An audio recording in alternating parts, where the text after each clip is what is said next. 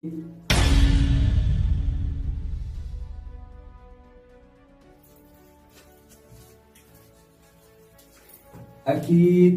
بأجيب هذه الجولة، لأنك لو جبت الجولة خلاص انتهى اللعب. طيب السؤال عندي ولا عندك؟ أنا عندي. الجولة أنا الثانية الثالثة الرابعة عندك. يلا. اللاعب يلعب الناشئين. الناشئين؟ لا والله. أريد. هل أنا ألعب مع المنتخب الأول؟ نعم.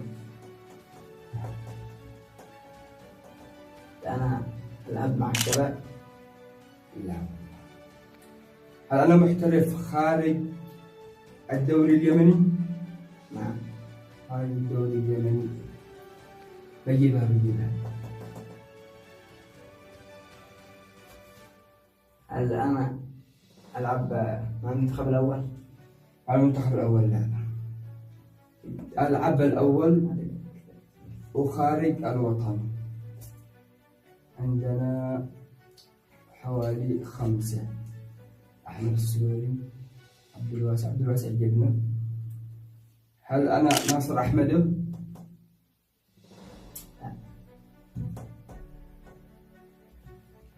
هل أنا اعتزلت؟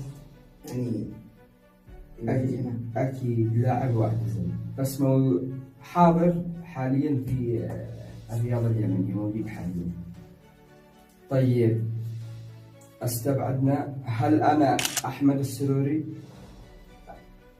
أكيد محترف في البرازيل أحمد السروري.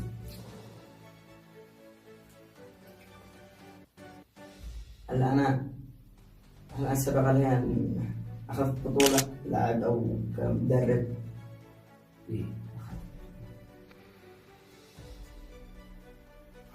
عبد الواسع محمد، ناصر أحمد. هل أنا ألعب بالدوري العراقي؟ نعم.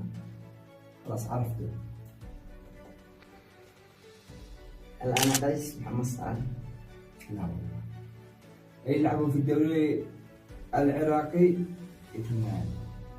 وناصر أحمد يلعب مع زاكو. واللاعب الكبير هل أنا أحمد ماهر؟ نعم. سامي. طيبة بس بالتهم. خلاص معروف إنه اللي حقق بطولة هم 2. قيس وسام الفضل. سام الفضل أكيد له دور كبير مع منتخب الناشئين، وأكيد كان حارس منتخبنا الوطني للناشئين والأولمبي.